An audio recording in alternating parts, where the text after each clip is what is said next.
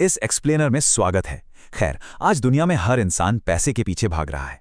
ये एक ऐसी चीज है जिसके बिना आज जीवन की कल्पना करना भी लगभग नामुमकिन लगता है। लेकिन असल में पैसा क्या है?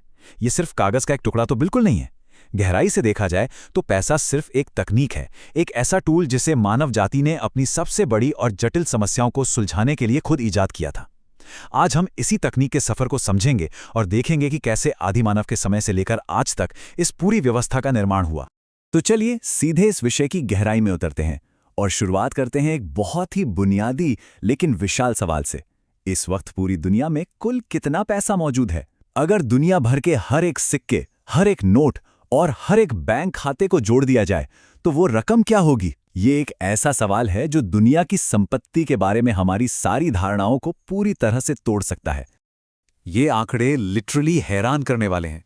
जो पैसा दिखाई देता है, यानी जो भौतिक रूप में सिक्कों और नोटों के रूप में मौजूद है, वो लगभग 36.8 ट्रिलियन डॉलर है। लेकिन जो पैसा दिखाई नहीं देता, जो सिर्फ अदृश्य और डिजिटल है, उसे मिला लिया जाए तो ये 1.3 क्वाड्रिलियन डॉलर तक पहुंच जाता है।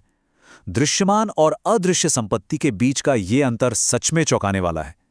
लेकिन इतना विशाल वित्तीय ढांचा रातों रात नहीं बन गया। ये सब कहां से शुरू हुआ, ये जानने के लिए हमें 17,000 साल पीछे जाना होगा। अब देखते हैं वस्तु विनिमय यानी बार्टर सिस्टम का जन्म कैसे हुआ।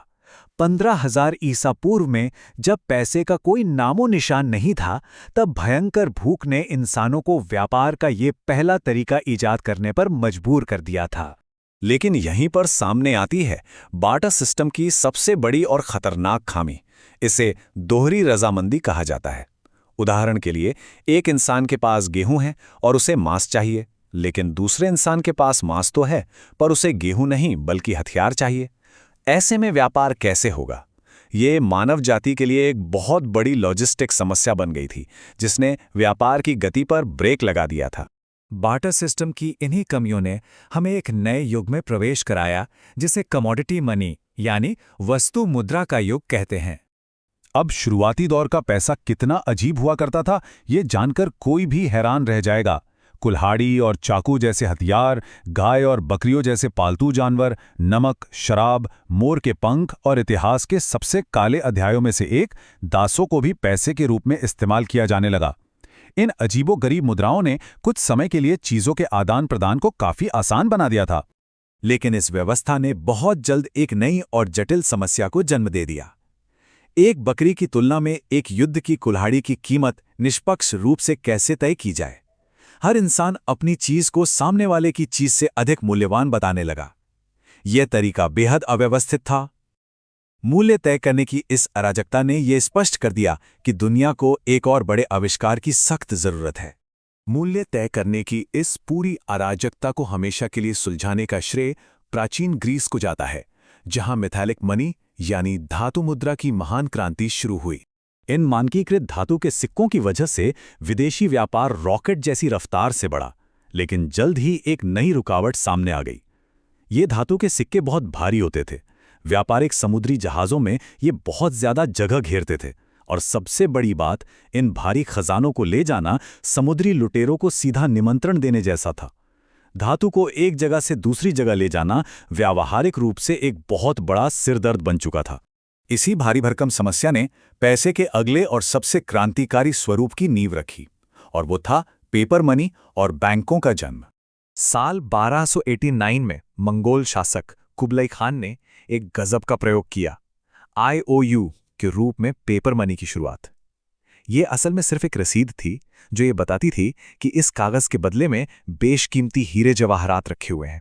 लेकिन ये इतना सुविधाजनक था कि लोगों ने इस कागज को भुनाने के बजाय सीधे उसी कागज से ही व्यापार करना शुरू कर दिया। मतलब कागज का टुकड़ा ही अब पैसा बन गया था। लेकिन यहीं से बैंकों का लालच सामने आया। शुरुआती बैंकों ने अपने पास मौजूद सोने से कहीं ज्यादा कागज के नोट छापने शुरू कर दिए।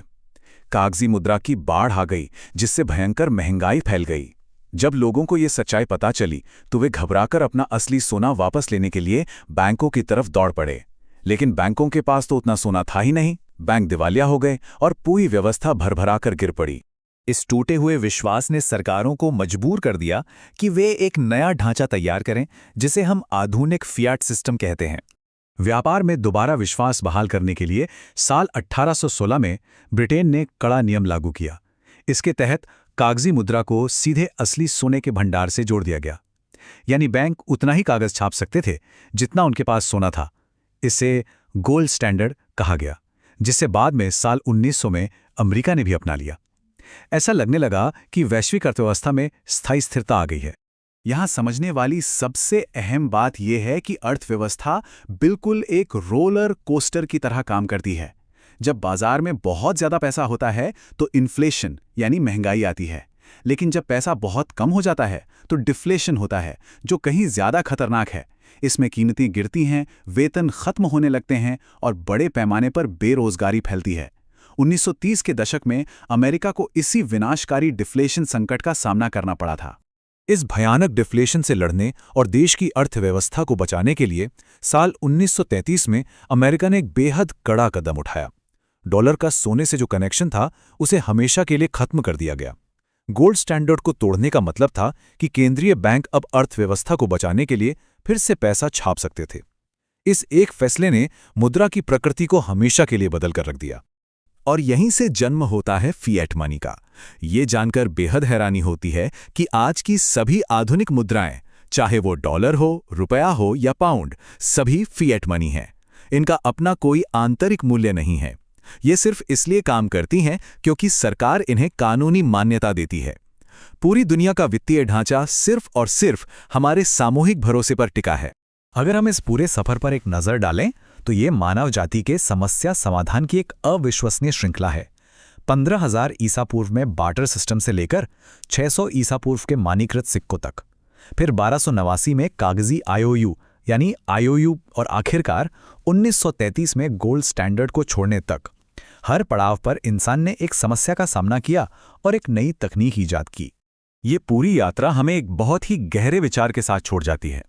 अगर पैसा सिर्फ एक तकनीक है जिसे समस्याओं को सुलझाने के लिए इजाद किया गया है, तो मानव जाति की संपत्ति का अगला संस्करण कैसा होगा? क्या 1.3 क्वाड्रिलियन की ये अदृश्य दुनिया पूरी तरह से डिजिटल हो जाएगी, या कुछ ऐसा होगा जिसकी कल्पना भी अभी नहीं की जा सकती? ये सवाल भविष्य के लिए एक बहुत बड़ा दरवाजा खोलता है। इस एक्सप्लेनर में बस इतना ही।